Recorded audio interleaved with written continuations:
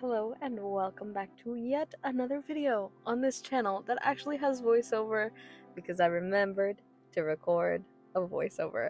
My schedule has been turned upside down for so many different reasons, one of them being that I now take Mondays off instead of like Sunday and Saturday. It's Sunday and Monday, which has turned my perception of time sideways. So last week I had to get a video out very last minute, as you may very well have noticed by the scramble bestial sketches. Which, surprise!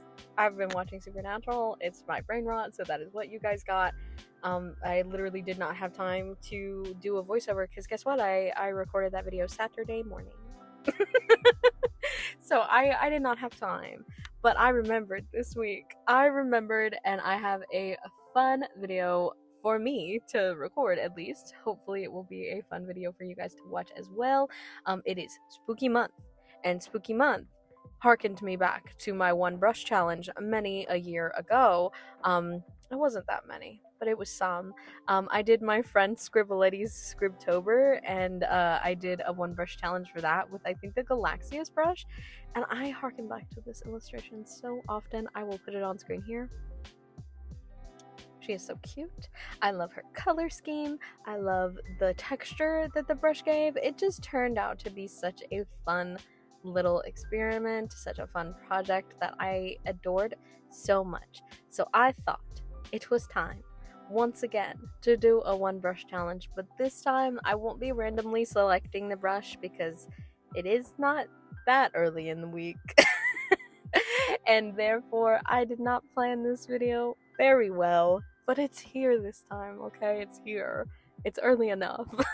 So I'm going with a current comfort brush of mine, but it is a new brush, so it is something new you guys are seeing from me. Well, I used it last week, but this is not my standard brush. This is not my thick pencil, nor is this my what is it? Is the other one also called thick pencil? There's like two different thick pencil brushes that I use. One is from Fossil Forger and the other one is from Jing Sketch on Gumroad. Both are on Gumroad. I'm obsessed with. But, however, as you may well know, Procreate has recently done an update and they dropped a bunch of brushes, and I have been trying so many of them. My current favorite is the Swansea brush, which immediately reminded me of mouthwashing. If you have not played this game, keep it that way. It will hurt you. But so it's the Swansea brush.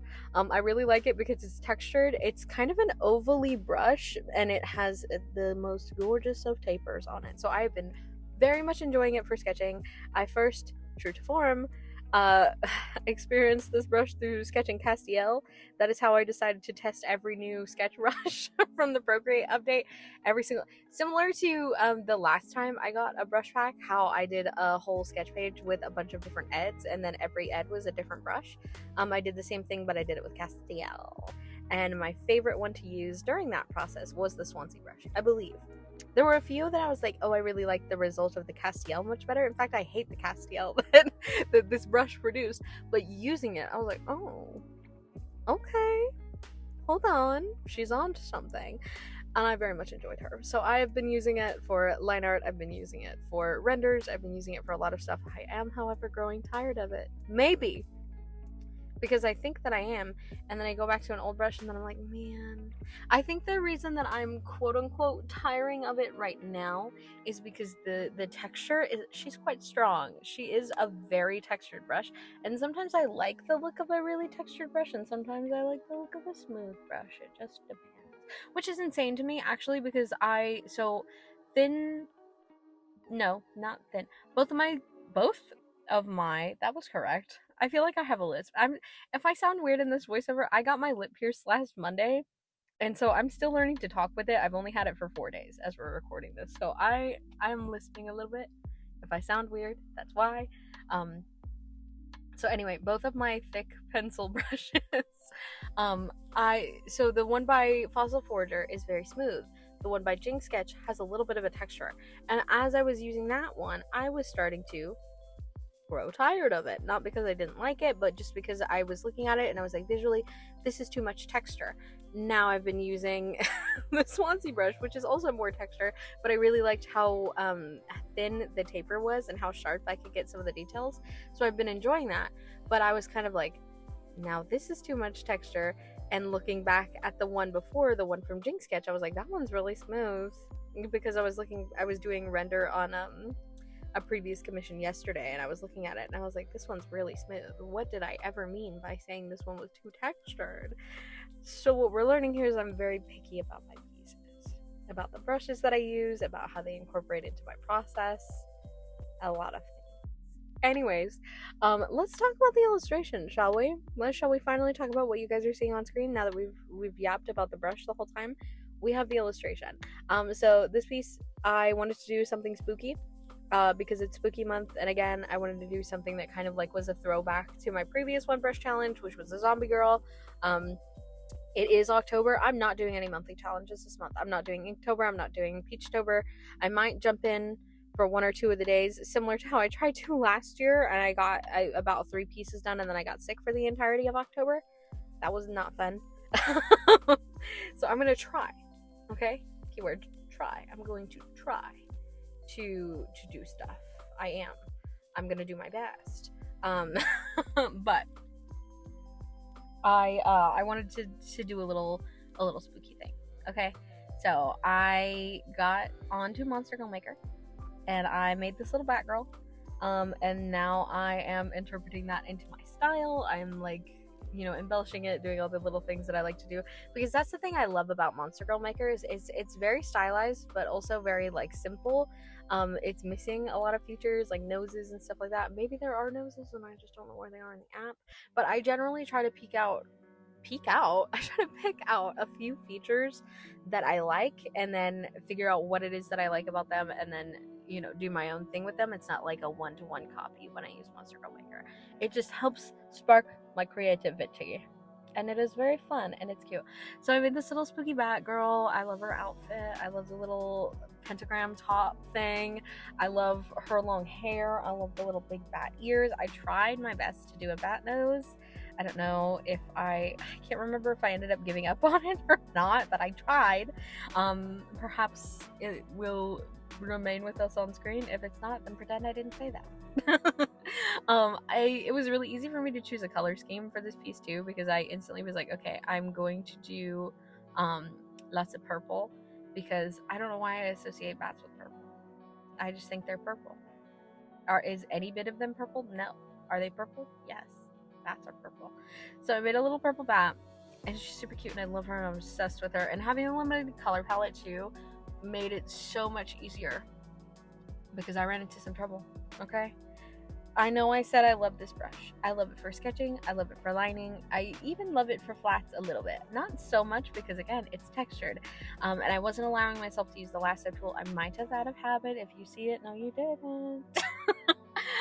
But like trying to fill in flats with a very, very textured brush can be so annoying, because it will have little splashes where it has not covered, and that is atrocious, and it sucks, and I hate it, and it's really frustrating. So trying to do that was horrible. But the thing that really got to me was the blending, because I am so attached to having my thick pencil brush on my blender on Procreate. And having this brush on there, because I did use it for literally every single thing: sketch, line, flats, render, color, blending, eraser, everything is this brush, right? Swansea from the new Procreate update. It's under pencil or something. I forget what the folder is called, but it's that brush. And she doesn't work very well for blending. She does not work very well for blending at all. It is not easy. It is not simple. She doesn't have the same smoothness. It drags a lot, because it's not meant for blending. It's not made for that. If I had gone with perhaps the like Sanderling brush, I think is what it's called, under pens, perhaps. But I'm not used to ink brushes. That's my favorite ink brush so far. If you see me doing a comic in recent times, it will probably be with that brush because it's very smooth and I do like it. Because I get jealous, like I'll see people that are like able to use brushes like that, inkers like that, and I'm like, that looks so good. How do you do that? That feels like that for me. It feels like I couldn't do that if I really sit down and try. But I didn't use that brush. I used the Swansea brush, and it's not good for blending. It's really not.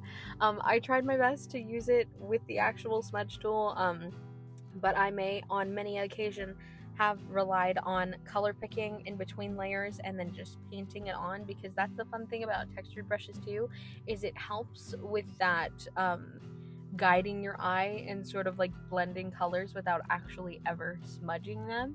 It's just like a slow gradient that in your brain translates as a blend. So there may have been a bit of that there as well. But overall, it was fun to use. This character was fun to make. I think she's so cute. I fear I may release her as a print and or a sticker, maybe just for the month of October. So if you guys are interested in that, let me know. If you're a patron, like any of these lovelies on screen, I'm obsessed with you guys. Thank you so much. If you are a patron, you do receive a shop discount. That's right, a shop discount. It varies depending on the tier that you're on, but regardless, every single tier of my Patreon, regardless of if you are on $1 or you are on $30, you get a discount to my shop. So, if you're interested, maybe check the link below. Perhaps I've uploaded it already. If I haven't, make sure to leave a comment and yell at me and tell me that you want that in the shop so I can put it on there. Thank you very much. That is about it for this video, you guys. If you liked it, don't forget to subscribe, because believe me, I be forgetting to subscribe to everybody that I've ever enjoyed. I don't know how I do that. I will watch somebody's videos for months. I will find them immediately on my watch later page. I will click them and I will watch them, and I will not subscribe. I will not subscribe because I am forgetful. It really slips my mind, and perhaps it has slipped yours too. So if it has, now is the time. If you guys are interested in seeing anything throughout this spooky month, if there is a monthly challenge that you guys desperately want me to try, if you guys really like to prompt from Peachtober and you want to see how I interpret it, leave that down below. I don't know. It's October. Enjoy your spookies. Thanks for watching, and I'll see y'all in the next one. Bye.